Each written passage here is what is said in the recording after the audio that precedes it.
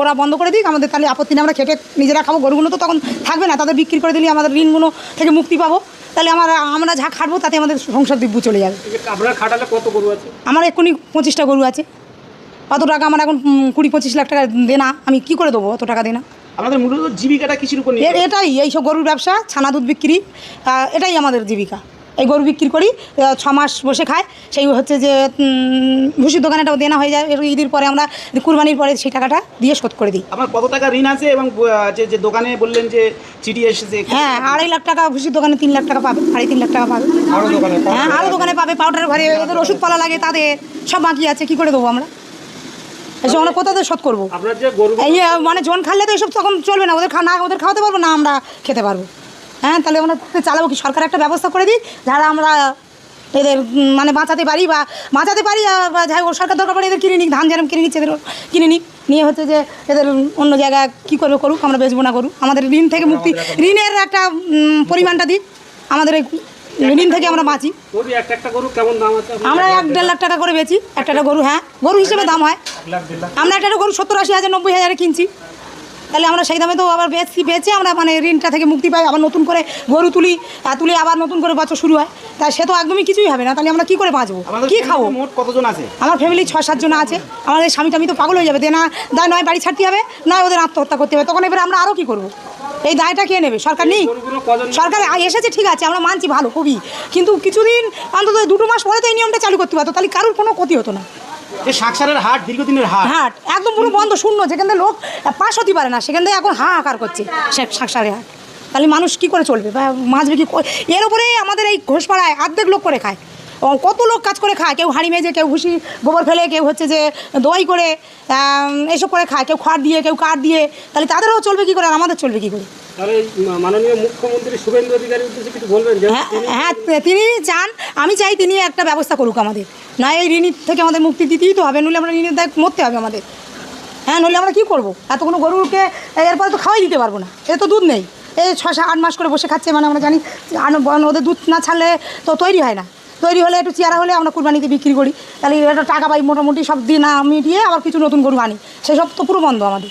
আমরা কী করবো? কাল মাধবপুর থানায় বলা হয়েছে যে 14 বছরের নিচে কোনো গরুকে, ঠিক আছে, কেউ কুরবানি দিতে পারবে। হ্যাঁ তা 14 বছরের গরু রাখা সম্ভব? এই গরুগুলো আনা হয় বিহার থেকে, 1 বছরে বেশি দুধ দেয় না, তাহলে আমরা 14 বছর রাখবো কী করে? 14 বছর আমরা রাখবো কী করে এই গরুগুলো? অতদিন আমরা কী করে খাবো? নিজেরা খাবো না ওদের খাওয়াবো? একটা গম ভুসির দাম 1100 টাকা, এক বস্তা, 2 বস্তা করে গম ভুসি যায় এত গরুর পেছনে, আমরা কোথায় পাবো? এবার দানা ভুসি আছে, খড় আছে, খড় হচ্ছে যে 2000 টাকা কামন, আবার গাদা দিয়ে লোক খরচা করে, সেসব খড়ের গাদাও পড়ে রয়েছে, সে কী হবে আমাদের? আপনাদের এই যে গরুগুলো কজন মিলে দেখভাল করেন? আমরা তো আছি, আবার প্লাস আমার খাটালে 1-2 লোক আছে, দই করে খাওয়া দেয়, তাদের 15-20 হাজার টাকা করে মাইনে কোথাতে দেবো আমরা? সম্ভব কি? তাহলে এখন কি করুন বলে ভাবছেন? এখন সরকার কিছু করুক আমাদের বাঁচার জন্য, নইলে আমাদের তো মরতে হবে, নয় মরতে হবে, নয় দেশ ছেড়ে পালাতে হবে, ঝাঁপ একটা করতে হবে। সরকার এসেছে 2 মাস টাইম দিতে পারতো, তো যে এবারটা ছাড় দেয় সব গরু পরের বছর থেকে এরম আর হবে না, এরমটাই তো করতে পারতো।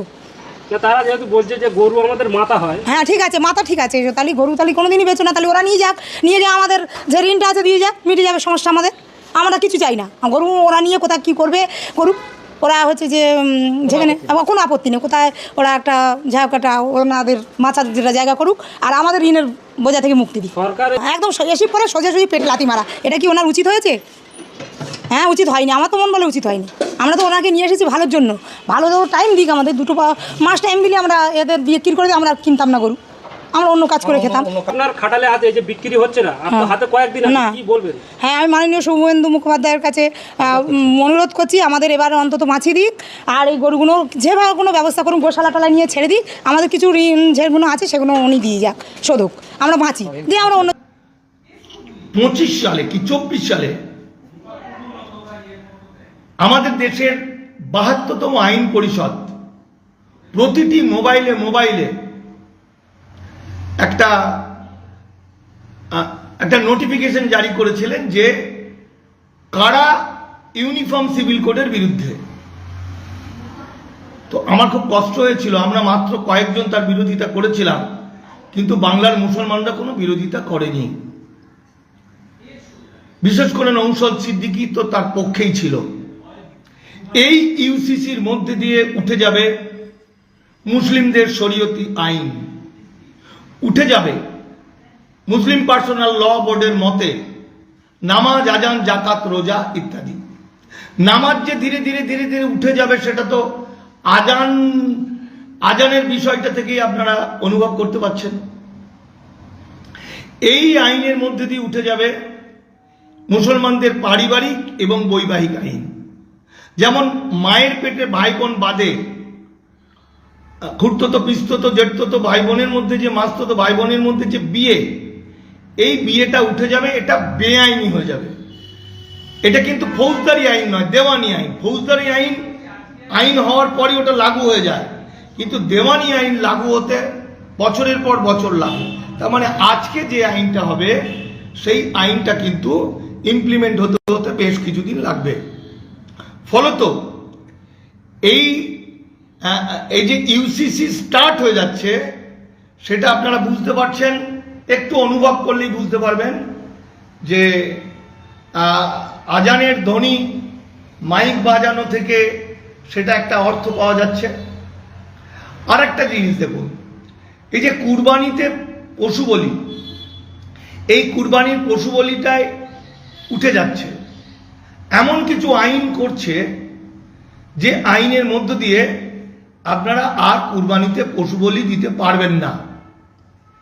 এই যে বলেছে যে 14 বছরের বেশি যে সমস্ত গরু, মহিষ বা এইসব উটের বয়স তাদের কুরবানি করা যাবে, এই 14 বছরটাকে ঠিক করবে। তাহলে 14 বছর মানে তার জন্ম সার্টিফিকেট হতে হবে। তাহলে আজকে যে গরুগুলোর জন্ম হবে সেই গরুকে 14 বছর হিসাব করা যাবে যদি সার্টিফিকেট থাকে। ফলে এইভাবে এরা গোহত্যা নিষিদ্ধ করল।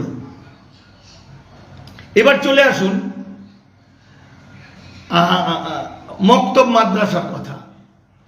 গত 2-3 দিন আগের যে ঘটনা, যে সরকারের নোটিশ, যেগুলো আনরেজিস্টার্ড মাদ্রাসা সেগুলো বাতিল। তাহলে আনরেজিস্টার্ড মাদ্রাসার সংখ্যা অসংখ্য।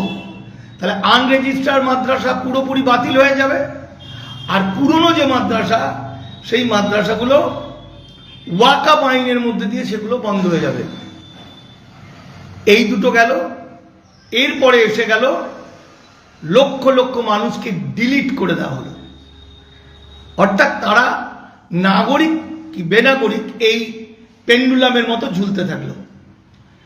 আমি বারবার বলেছি এটা ঘর ওয়াপসি প্রজেক্ট, অর্থাৎ ইসলাম সংস্কৃতিকে ধ্বংস করে হিন্দু করা। যেহেতু আমাদের ভারতবর্ষের বেশিরভাগ মুসলমান, পশ্চিমবঙ্গের বেশিরভাগ মুসলমান ধর্মান্তরিত, তাই পূর্বের অবস্থায় তাদের ফিরে যেতে হবে, ঘর ওয়াপসি। এই যে আপনারা ভাবছেন যে ইউসিসির মধ্যে দিয়ে তো খুব ভালো কথাই বলেছে, লিভ টুগেদার থাকা যাবে না, মানে বিয়ে ছাড়া একসঙ্গে থাকা যাবে না, সবাই খুশি হবেন।